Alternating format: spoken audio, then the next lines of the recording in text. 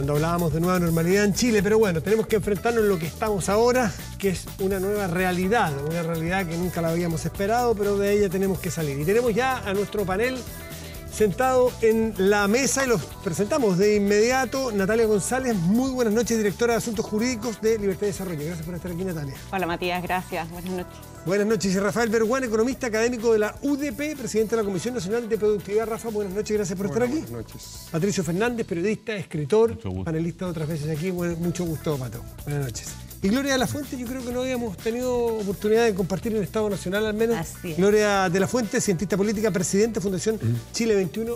Buenas noches. Gracias, Matías, por la invitación. ¿Alcanzaron a escuchar algo del ministro? Y si no, porque ustedes estaban afuera y estábamos entre y sale y es muy difícil, pero ¿cómo evalúan esta primera semana? ¿Ven algún cambio? ¿O qué cambios se evalúan? ¿O para bien, para mal? ¿O que no ha habido muchos cambios entre la administración Mañalich y la administración París? Gloria. A ver, yo creo que lo primero que uno puede decir de lo que ha visto por lo menos esta semana es cierto sinceramiento de una cosa que es bien dramática, que son las cifras, ¿no? Yo creo que había un esfuerzo. Claramente la crítica en estos días era una crítica que tenía que ver con el manejo de la autoridad, con las cifras que estábamos mirando y las dudas que existían claramente sobre aquello que estábamos conociendo. Creo que este ministro, al menos en esta primera etapa, ha hecho un esfuerzo para poder transparentar las cifras, para poder tener datos. Las cifras fueron bien dramáticas, pasamos de 3.000 a 7.000 personas muertas y eso es una cosa muy complicada, muy dolorosa, además compleja para pensar en el futuro qué es lo que vamos a hacer. Pero creo que por lo menos esta semana ha mostrado un cambio de actitud y cierta humildad que yo creo que hacía falta en la autoridad y en el gobierno en general, ¿no? De asumir que creo que sí, que creo que en el fondo era importante señalar que aquí había habido errores y errores complicados y que nos tienen en este túnel sin luz todavía al final del camino. Ahora, es difícil un contrafactual de qué hubiese pasado con una estrategia distinta, pero vamos a entrar a eso. ¿Tú qué notas, Natalia, de un manejo y otro? ¿Se nota algo todavía? ¿Humildad? ¿Distinto estilo? ¿Eso puede redundar en que mejoremos las cifras sanitarias y de contagio? Sí, a ver, yo noto un cambio en el tono, un ministro más cercano, un ministro que quiere incluir a distintos, ¿no es cierto?, estamentos de la sociedad, involucrarlos con sus ideas para combatir esta pandemia. Noto un cambio de tono con la prensa, noto un cambio de tono también con la sociedad civil. Respecto a cometer errores, yo creo que aquí todos los gobiernos en todo el mundo han cometido errores. Esta es una pandemia obviamente sin precedentes y entonces es muy difícil, ¿no es cierto?, que no se cometan errores en el manejo.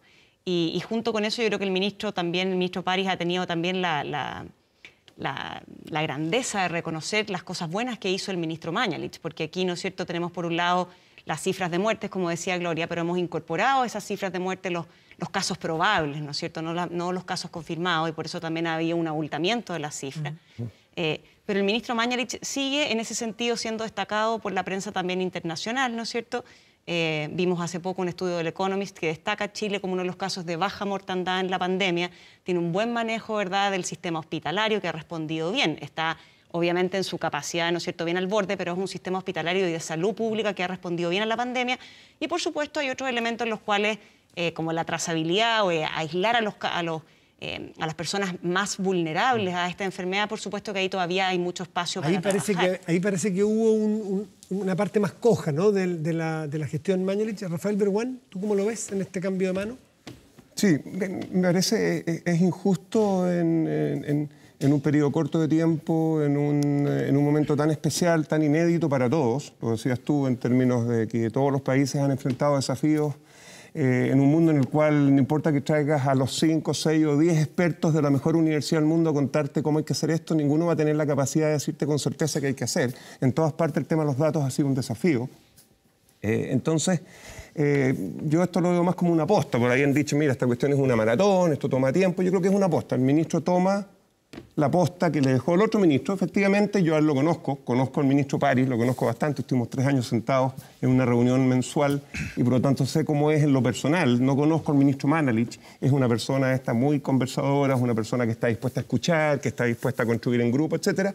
Eso me parece que es valioso en un momento como este. Dicho lo anterior, la diferencia concreta que yo observo, tal vez con el foco más en los datos, es que tiene la gente que entender, como dije recién, que aquí hay mucha desinformación a nivel global, que hay mucho que no sabemos. Y por lo tanto la contribución, no porque tengan la respuesta y la solución, pero la contribución desde la mirada técnica es absolutamente esencial. No estoy con esto descalificando ni descartando la importancia de la política, pero la política es la mitad y la otra mitad es lo técnico. Y este ministro lo que ha hecho es que ha sentado en la mesa, en esta especie de evento diario que a mí me genera un poquito de dolor de guata, y creo que merece ser analizado en sí mismo y Bueno, que no me gusta, no me gusta que se genere esta tensión en la cual uno está esperando el programa a las 11 de la mañana como con cierto morbo, digamos.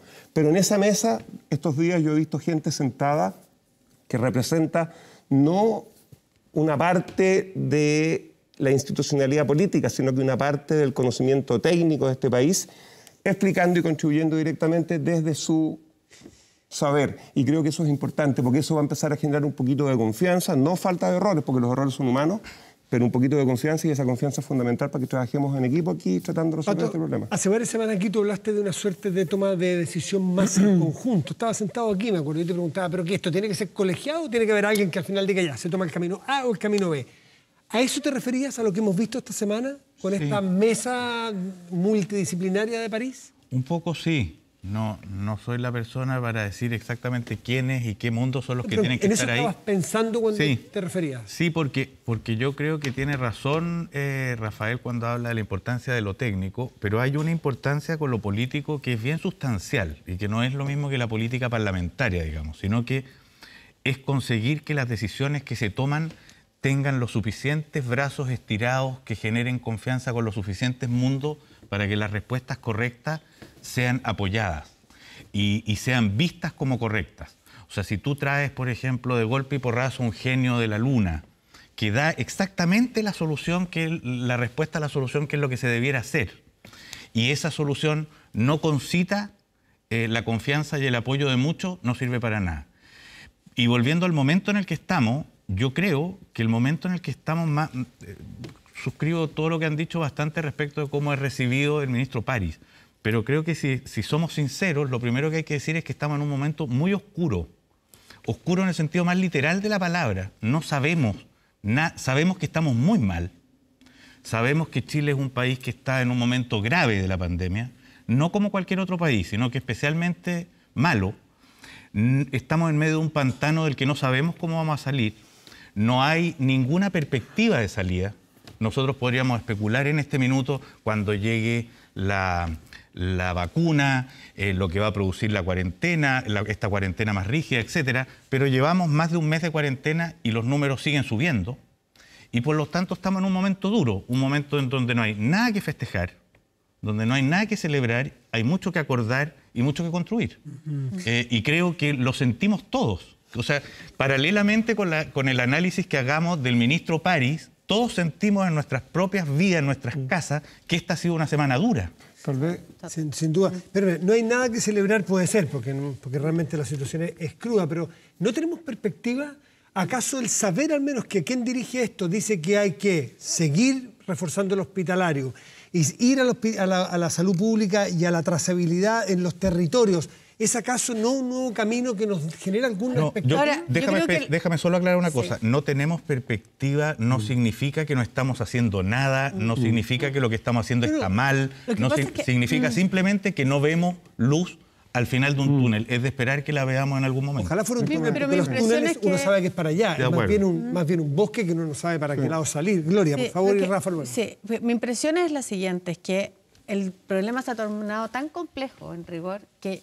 O sea, pese a que nosotros pensábamos probablemente al principio que venía, evidentemente, dada la magnitud de lo que tenemos en ciernes, que venía después, un par de meses después, la crisis social. El problema y la crisis económica. El problema es que estamos viendo, y yo creo que eso es parte también de este como túnel oscuro que en el fondo no tiene luz al final del camino. Y lamentable, porque yo creo que a nadie le gustaría que finalmente la autoridad le fuera mal en esto, porque esto tiene costos en vidas de personas. Pero estamos en una situación compleja que implica que no es solamente relevante relevante la decisión sanitaria, que sin duda en sí misma es un tema y una cuestión importante. Tenemos en ciernes una cuestión que tiene que ver con la cuestión económica, tenemos en ciernes una cuestión que tiene que ver con la cuestión social.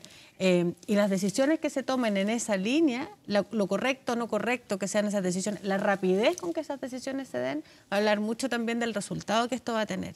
Esta semana estuvimos discutiendo mucho acerca de las medidas económicas, los acuerdos asociados además a una cuestión que a mí me parece bien compleja, que fue esta idea de penalizar de alguna manera, antes de llegar con la solución social más clara, a las personas que están circulando.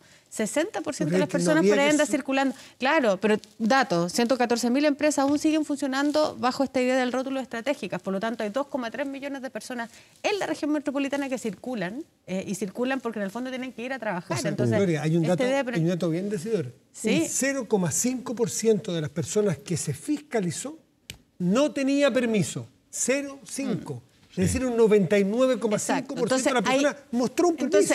Entonces hay una situación compleja para poder enfrentar además de manera adecuada la cuestión sanitaria que depende de muchos factores. Sin duda de la cuestión sanitaria del ministro ahora de Salud, pero también depende de la voluntad de las autoridades en el Fondo Económica, depende de la voluntad también de la autoridad que tiene que ver con las políticas sociales, el sistema de protección social que debiera estar funcionando para poder evitar que la gente salga a la calle, etc. Entonces esto es un problema de múltiples aristas, además que nos hace ver más compleja la salida hacia el futuro. Yo creo que es donde estamos y creo que es importante también poner la complejidad de esa conversación sobre la mesa. Rafa, tú eres economista, vas de columnista aquí, así que te quiero preguntar con esa mirada. ¿Habrá habido un sesgo de economista de cuidar las cifras por el problema social que después pueda venir en este gobierno? No sé si le llaman sesgo. inmunidad de rebaño, como sea, pero ¿hubo un sesgo allí? Esta es la misma discusión que se ha dado en todas partes. Créeme que me he preocupado de leer y tratar de leer lo que dice el The Economist, lo que aparece en Francia en general en la discusión, en el país, en España, para tener la visión más europea, anglosajona y no. Y la discusión es exactamente la misma. Yo esto lo planteé varias veces. A mí me parece que hablar de una dicotomía es falaz entre lo sanitario y lo económico. No porque no entienda que hay urgencias que son perentorias, que son salvar las vidas humanas, y que al quedarnos en la casa afectamos la economía, yo eso lo entiendo. Pero desde la política pública, plantear una eventual dicotomía entre lo sanitario y lo económico es simplemente absurdo. La política pública, aun cuando no sea capaz de lograrlo exitosamente, tiene que autoimponerse el desafío de avanzar en los dos ámbitos. Dicho lo anterior, sí me gustaría, y no usar la palabra celebrar que mencionó Pato. Estoy totalmente de acuerdo con lo que él decía. Si este no es un momento oscuro, no sé cuál, al menos en mi vida. Sí, claro. Yo no he tenido nunca conciencia de un momento más oscuro, probablemente para el mundo, pero particularmente para nuestro país. Claro, tal vez durante la dictadura uno era muy chico, más cerca del momento del golpe, qué sé yo. A mí me tocó vivir en los 80 en la universidad, donde ya había cierta distancia, aun cuando el problema todavía seguía ahí presente. Pero dicho eso, y entendiendo que es un momento muy oscuro, sí quiero yo relevar o recuperar algo que me parece que está ocurriendo hoy día que sí es positivo. Que lata hablar de algo positivo cuando hay oficialmente más de 7.000 personas muertas, y deben ser más. Pero yo creo que el 17 de octubre no existían las condiciones del año pasado para que se hubiera llegado a un acuerdo como el que se logró, por ejemplo, hace una semana atrás en el ámbito económico, pero yo creo que tiene muchas más implicancias que lo económico. Creo que lo económico es instrumental en ese contexto. Aquí lo que hubo es un conjunto de partidos políticos casi en la totalidad del espectro chileno, casi en la totalidad, y los que se salieron, nada nuevo bajo el sol.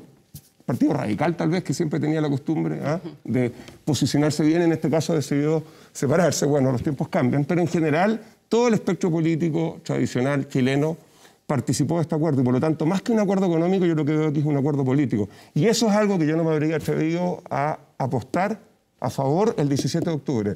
Yo espero que vaya construyendo hacia adelante ciertos acuerdos que permitan empezar a recuperar confianza. Pato, ¿cuánto afecta este ambiente de ponernos de acuerdo de que tenemos que enfrentar juntos este problema situaciones como la que planteó el alcalde de Recoleta el viernes último, en presentar una querella para enfocar en el exministro Mañalich, en el presidente Piñera, en buscar responsables, en que aquí hubo una negligencia inexcusable que pudo haber generado, que es responsable de las muertes en Recoleta. Claro. ¿Qué es lo que pasa? ¿Medidas retardadas? ¿Cómo ves tú que un germen de algo que puede abrirse aquí? que se judicialice? Bueno, no es el momento, eso yo creo que es más o menos evidente. Ahora, esa brecha se ha empezado, o sea, esa grieta que tú dices se ha empezado a abrir en España, en Francia, de manera importante. O sea, la aparición de juicios en contra de autoridades por los manejos que se hizo es algo que está pasando en otros lugares. Hoy día en Chile, cuando estamos, digamos, en el momento que estamos todos de acuerdo que estamos, entrar en eso me parece bien poco. ¿Cómo lo lees, Pato? Tú eres un buen analista político. ¿Cómo lees esa acción judicial del alcalde Jadwe? Como la búsqueda de ganar unos cuantos puntos en un momento en que nadie puede pretender ganar. De la misma manera en que creo que es muy torpe, por ejemplo, hacer una ceremonia en La Moneda tratando de ganarse unos cuantos galones por esto mismo que estamos hablando, cuando es una obra no exactamente del presidente, sino que del ministro Briones, de los parlamentarios de todos los sectores, del colegio médico. Es un momento en el que nadie puede pretender ganar. Y todos los que asoman pretendiendo ganar, en lo que incluiría Jadwe en esto que tú estás diciendo, creo que solo generan rechazo y molestia. El que quiera en este minuto salir ganando... Porque, mira, quería agregar una cosa a lo que hablamos del momento de la pandemia. Cuando comparamos, yo creo que hay una situación que estamos viviendo en Chile y en América Latina, que es lo que hace que lo que estemos viviendo acá sea enteramente nueva respecto de lo que vimos en Europa. Los que tengan la suerte de conocer el norte de Italia, ponte tú, Milán, etcétera, Emilia-Romagna, etcétera, saben que eso es como administrar la pandemia en Vitacura con gente culta. Y resulta que cuando llega esto a América Latina, llegó por primera vez, o estamos viendo por primera vez, el desarrollo en territorios pobres. Eso no se ha visto en España, no se ha visto en Italia, y esto abre una incertidumbre muy grande. O sea, hace que las proyecciones que se vivieron en estos otros países, tú tengas que mirarlas con mucho cuidado a la hora de pensar lo que va a pasar acá. Porque se abrió a un territorio que allá no existe. Y por primera vez la vamos a ver existiendo en un lugar que no tiene ni las redes comunitarias, ni los niveles de educación, ni los metros cuadrados de vida, ni, en fin, una cantidad enorme, ni la fragilidad... La densidad poblacional. Del sistema de salud, etcétera, etcétera, ni la capacidad de hacer trazabilidades, que es totalmente nueva. Y lo vamos a ver en Chile muy dolorosamente y lo vamos a ver en este continente, que no es que es el lugar donde hoy día está siendo la capital de la pandemia. O sea, hoy día el centro de la noticia mundial de la pandemia se llama América Latina. Y lo que vamos a ver acá, yo creo que hay que verlo con ese sesgo de novedad. No hay parangón. No da para calcular a la pata. Y eso hace que esta, más que una crisis económica o sanitaria, es una crisis humanitaria al final. Natalia, ¿tú qué piensas respecto del ambiente político sobre todo? Sí, mira, yo respecto del acuerdo que hablaba Rafa, yo lo celebro, la verdad, y lo valoro, porque creo que estábamos en un momento muy álgido, que como sociedad no estábamos enfrentando conjuntamente esta materia, así como no veníamos enfrentándola tampoco desde el 18 de octubre, con un quiebre político bien importante. Yo valoro el acuerdo político, creo, fíjate, que sí es para celebrarlo, porque nos abre un horizonte de alguna manera de esperanza de que este país es capaz de acordar de manera conjunta la salida, o a lo menos la emergencia. Me parece además que es muy valioso que se haya basado en un acuerdo previo técnico. Fíjate que de un tiempo a esta parte la política también ha estado muy separada de la ciencia, creo yo, y eso no es recomendable para ningún ámbito de la vida. Entonces me parece muy loable que se haya basado en un acuerdo primero de economistas que también tenían, ¿no es cierto?, sensibilidades distintas, de distintos o asociados a distintos partidos políticos.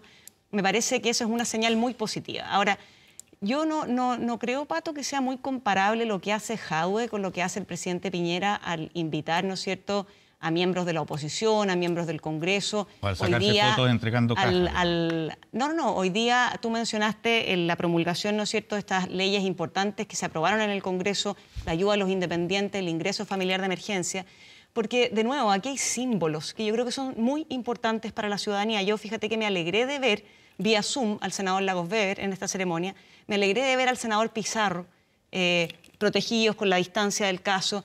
me alegra, porque creo que esa es una señal que también la ciudadanía hoy día está buscando. Cuando uno mira constantemente las encuestas te muestran que lo que la gente necesita hoy día es que la clase política actúe con cordura y actúe unida, y no en los extremos polarizantes. Entonces me parece que justamente lo que hace el alcalde Jadwe es de nuevo volver a poner la cosa y la pelota en un córner, en un extremo, que a mi juicio no corresponde en el momento en el que estamos. Si hay responsabilidades que perseguir, bueno, los delitos no prescriben en tan corto tiempo. Entonces, me parece que intentar la querella el día viernes es una señal mala para la clase política, para la ciudadanía en general.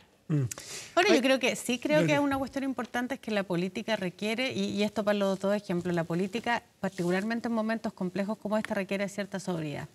Y yo creo que una de las cosas que se ha perdido en el último tiempo, ¿no?, es justamente la sobriedad. Yo creo que momentos como los que estamos, que son momentos oscuros, requieren también ese actuar sobrio, digamos, a propósito de lo que decía el Pato sobre las cajas. Yo creo que fue una mala señal lo de las cajas, como una mala señal que un alcalde se quiera querellar en este minuto, habiendo la posibilidad de perseguir después las responsabilidades. Yo creo que en eso debiéramos estar al menos todos de acuerdo, ¿no? Que la sobriedad en la política en momentos tan complejos como los que tenemos es un valor súper relevante para poder, en el fondo, también generar la señal correcta a la ciudadanía de que aquí estamos trabajando no para generar ganancias de corto plazo, sino que finalmente para generar de la mejor manera posible encontrar el camino para poder salir de esta situación. Ahí es donde yo creo que a rato esta lógica de tratar de distintos actores políticos, de tratar de sacar ventajas de corto plazo, de que probablemente 3 puntos esto va a servir en las encuestas para cualquier cosa, yo creo que es una cosa que termina finalmente nublando las cabezas para tomar decisiones adecuadas. Ventajas que muchas veces ni siquiera son reales. No, ventajas que están construidas por una encuesta que no cumple con ningún criterio estadístico relevante, que al otro día fue superada por una segunda encuesta, etc. Y porque ni siquiera hay racionalidad detrás de muchas de estas peleas de corto plazo. Entonces esa victoria pírrica en rigor no existe. No hay caso con esto. Yo pienso hacer la analogía con la economía. Uno en economía dice, mira, al final a nivel microeconómico, a nivel de lo que ocurre en tu vida particular, en la empresa, lo que tú quieres es ruido, innovación, riesgo, arriesgarse y tratar de cambiar los paradigmas. Pero a nivel agregado, en economía, la macro, a nivel institucional, la política, tú quieres que los países sean más bien aburridos. Quieren que sean más bien prudentes. Lo que diferencia un país serio de un país no serio es que tú no te juegas el todo por el todo a nivel institucional cada 6 meses. Una política demasiado entretenida es una política que claramente no es capaz de permitir pensarse más allá de la semana que viene. Y ese es un error en el cual Chile ha estado cayendo un poquito en el último tiempo y pareciéndose al resto de la región. Rafa, que nos queda, me gustaría plantear, no sé cuántos alcanzan y pueden contestar, medidas, por ejemplo, que se proponen que no sé si es el momento. Por ejemplo, algunos plantean permitirle a la gente en esta apertura económica que va a ser feroz, retirar recursos de la AFP o de la APB. Y algunos dicen que no es el momento, no es el momento de verlo, algunos dicen que es regresivo. ¿Qué opinan ustedes respecto, Gloria, de medidas? Yo creo de que tiene un lado oscuro y un lado positivo. O sea, primero pensemos a nivel mundial, el gobierno conservador de Australia le permite hoy en día a las personas que están ahorrando en su fondo de pensiones retirar algo así como $10.000 por persona. Ahora, ¿cuál es el problema que yo creo que tiene eso? Y puede tener una ventaja para poder paliar la crisis hoy en día, qué sé yo. ¿Cuál es la desventaja que tiene? Es que si le permitimos a las personas sacar recursos onerosos del fondo de pensiones, esto puede significar que efectivamente el Estado después no necesariamente ponga ese fondo y lo reponga, que es una de las cosas que están pidiendo algunas personas, en un marco donde las pensiones ya son bien miserables. La verdad es que retirar más fondos de pensiones es un problema. Pan para hoy, hambre para mañana. Exactamente, aunque sí creo que es una iniciativa que hay que evaluar. Yo esperaría que en la práctica eso se pueda paliar de pronto con un fondo familiar de emergencia 3.0 tal vez ahora, para evitar que en la práctica sean las personas las que con sus fondos, así como pasó con el Fondo del Empleo ahora, en el fondo tengan que terminar pagando los costos de eso. Sin perjuicio de eso, yo creo que en el escenario en que estamos hay que abandonar un poco la ortodoxia y hay que pensar cuáles son las posibilidades. Yo creo que hay que mirar las alternativas que tenemos, cualquier cosa que no sea a costa de los trabajadores ni a costa de, finalmente, las personas hipotecando su futuro. Yo creo que ese es el punto. Está esa medida, y si quieren agregarle al gran análisis también la del postnatal, que se discutió un postnatal de emergencia, sabiendo que las mujeres que son contratadas no son efectivamente las más pobres necesariamente, ni todas las mujeres que tienen problemas. Así que esos dos temas, no sé cuál les interesa a ustedes, que son... Pero de nuevo, abandonar la ortodoxia. O sea, yo creo que estamos siendo a veces muy ortodoxos para poder enfrentar situaciones que son muy complejas. La situación laboral de las mujeres, el postnatal en general, pasa a ser una necesidad bien relevante, yo creo, para el cuidado de los menores, para garantizar las propias medidas y las propias posibilidades de las mujeres. No sé cuál de esos dos temas, si quieren hacer una mezcla con los dos, para evaluar medidas propuestas, porque ese es el tono final. Sí, mira, yo en materia de pensiones creo que teníamos un acuerdo transversal en la clase política, por lo menos hasta hace, no sé, unos meses atrás. De las pocas cosas en las que había acuerdo, ¿no es cierto?, era que necesitábamos mejorar, ¿verdad?, las pensiones al momento de jubilarse. Y la verdad es que las pensiones al momento de jubilarse no las vamos a mejorar si permitimos, por distintas razones, distintas excepciones, porque uno abre una excepción y la verdad es que abres la vía para un montón de otros casos, ¿no es cierto?, una casuística para el día de mañana, ir retirando esos fondos y haciendo uso para casos puntuales, urgentes, hoy, y no ahorrando hacia el futuro. Me parece que romper ese consenso que lo teníamos es grave, porque el problema de pensiones lo seguimos teniendo y tenemos que mejorar ese sistema, ¿no es cierto? Entonces, abrirle forados al sistema de pensiones con casos de emergencia en los cuales se pueda retirar, a mí me parece que no es una buena idea. Y me parece que ojalá volvamos al consenso político que teníamos anterior a que se empezaran a presentar desde distintas mociones, ¿no es cierto?, en el Parlamento, que por distintas causales, y además que son todas muy diversas, algunas te permiten retirar un 10%, otras una suma fija, otras en UF, otras con distintas causales, no solamente por la pandemia, sino que en algunos casos, ¿no es cierto?, cuando tengas una enfermedad grave, etc. En el caso del postnatal ocurre algo similar, Matías, porque en el caso del postnatal la verdad es que hoy día también tú tienes ahí, ¿no es cierto?, un fondo que es básicamente un fondo estatal el que cubre el postnatal, ¿ya? Es un gasto público que beneficiaría mayormente, si es que usáramos esos recursos para las mujeres hoy día que están en postnatal o en prenatal, beneficiaría mayormente a mujeres de altos recursos. O sea, el porcentaje de mujeres que gana más de 2.100.000 pesos más o menos, se llevaría un 22% de los recursos del fondo, en circunstancias que las mujeres que ganan del orden de 300, 400.000 pesos se llevarían un 8% del fondo. Además, estamos hablando de 750.000 pesos por persona. El ingreso de emergencia es 400.000 pesos. Entonces, no es una medida que responda, digamos, a parangones razonables a los cuales hoy día tenemos que atender, sobre todo que los recursos públicos son escasos. Paco, sobre estas medidas, más que entrar quizá a la tecnicalidad de cada una de ellas, estas medidas que se están proponiendo en esta pandemia, que a veces quizás será el momento de evaluarlas. Respecto del fondo de pensiones, claro, comentarios sin expertise ninguna, tú Rafa, puedes conocer mucho más, pero se me ocurre que no habría que atolondrarse con ninguna respuesta. Es posible que no sea el momento.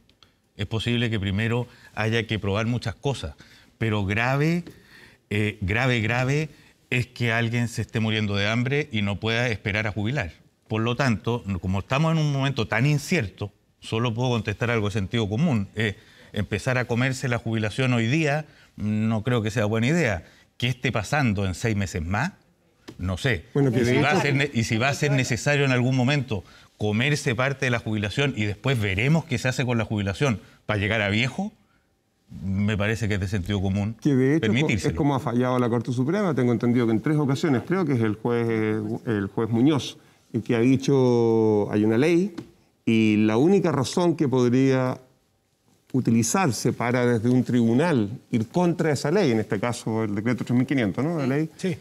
Sería el peligro de la vida del individuo y no razones de tipo económicas distintas a esas. Estoy simplemente repitiendo lo que ha dicho la Corte Suprema. Sería tan infinitamente absurdo para cualquier racionalidad pensar que no puedes usar tu plata de viejo cuando estás a riesgo de morirte y no llegar a viejo. Es tan absurdo que por lo menos uno tiene que permitirse. De hecho, hay FPs que han propuesto eso en los últimos 12 meses. Dicho lo anterior, déjame hacerte un comentario con respecto a las medidas, tal vez no como economista en términos de analizar una en particular. Creo que aquí se ha ido generando desde hace un rato ya, y una de las críticas que yo le hacía al segundo gobierno de la presidenta Bachelet es que, en mi opinión, es que en muchas ocasiones parecía que lo importante era la política económica, que yo veo como un instrumento. Yo no tengo un attachment emocional, ideológico, de preferencia con una política u otra. Para mí son meros instrumentos que deben buscar cumplir un fin que es el ideario. El tema de la gratuidad universitaria, no hay tiempo para verlo ahora, me parece que un poco se confundió en términos de que el objetivo es que ningún joven en este país, o no joven, por falta de recursos no pudiera desarrollar sus talentos al máximo. Si eso se hacía con este tipo de instrumentos nosotros, a mí me da un poco lo mismo. Yo le pido a los técnicos que me digan cuál es el mejor instrumento, el que va a llegar de la mejor manera a la contingente. Entonces déjame decirte en ese contexto que esta discusión me recuerda un poco a eso. Es que poner la herramienta, el instrumento por encima del ideario, cuando en realidad es lo segundo lo que importa. Hay muchas maneras de cumplir el objetivo de asegurar que las personas tengan ingresos que les permitan al menos cumplir con sus gastos básicos de mucha mejor forma, hoy y mañana, que sacando los recursos, yendo contra una ley y sacando los recursos de la AFP. No porque en Chile nos hayamos dado cuenta de eso, porque la experiencia internacional, incluida la peruana, aquí a pocos kilómetros, lo muestra. Por lo tanto, me parece un tremendo error, pero fundamentalmente, insisto, más allá de esa política en particular, creo que el problema es que estamos desenfocados. Volvamos a los idearios y pidámosle después al mundo técnico que nos proponga propuestas. Y como decía el Pato, comparémonos con los comparables. Natalia y Gloria y despedimos. Natalia. Como decía el Pato, comparémonos también con los países comparables. O sea, puede ser que en Australia efectivamente el sistema permita, ¿no es cierto?, retirar fondos anticipados, pero en Perú, que es una realidad bastante más cercana a la chilena, eso se permitió y hoy día lo que ha ocurrido es que la mayoría de la gente ha retirado esos fondos de pensiones para pagar créditos hipotecarios, para pagar deudas de distinta índole y hoy día sus fondos de pensiones son inexistentes cuando se jubilan. Entonces, es de nuevo, pan para hoy, hambre para mañana. Gloria. Sí, yo, por la misma razón creo que es importante mirar, lo decía, abandonar un poco la cosa más ortodoxa y poder mirar sobre la mesa y poner sobre la mesa todas las alternativas posibles. Si esto es una alternativa, porque como decía el Pato, ya no hay otra posibilidad, bueno, habrá que evaluarlo. Si la posibilidad todavía es que el Estado se endeude para poder mejorar la posibilidad de atender ya no 3 meses como lo que tenemos ahora, sino que 6, 8, 10 meses, es la posibilidad y hay que abrirse a todas esas posibilidades. Mi impresión es que si la promesa es o lo que se pide es que sea el Estado el que finalmente reponga esos fondos después, tal vez vale la pena que el Estado pueda endeudarse para poder ir en directa ayuda a las familias y no tener que mirar después, como sea, sin perjuicio que existe. De fortalecer el acuerdo que ya existe. Hacer un cambio en la reforma Gloria de la Fuente, Natalia González, Rafa Vergüenz, les quiero agradecer. Tenemos un panel luego.